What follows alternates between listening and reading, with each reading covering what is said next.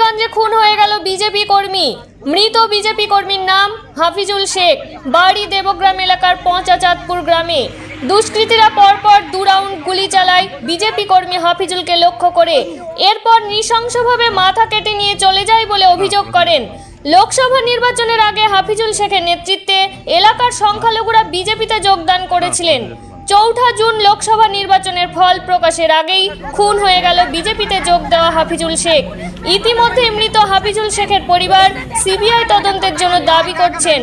মৃত হাফিজুল শেখের পরিবার 11 জনের বিরুদ্ধে কঠোর শাস্তির দাবি করছেন।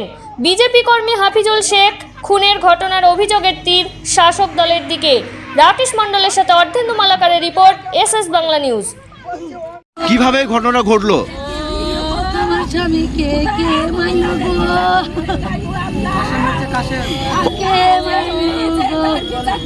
সবাই সাথ আছে গো, কান্না বলবো গো, পুলিশেও সাথ ছিল গো, আজকে সেই পুলিশ গেল কোথায় গো?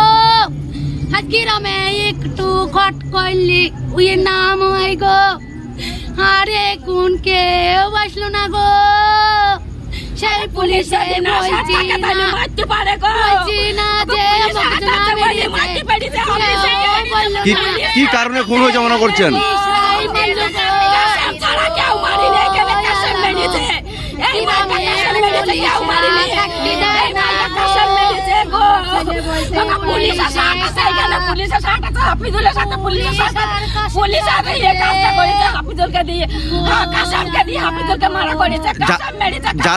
যারা মেরেছে বলে অভিযোগ করছেন তারা কোন দল করে?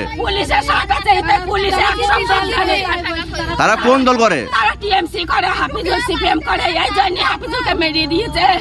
তাহলে হাফিজুলের কোনো দোষ নাই, কিছু দোষ নাই। হাফিজুল গাড়ি চুরি করে না গো।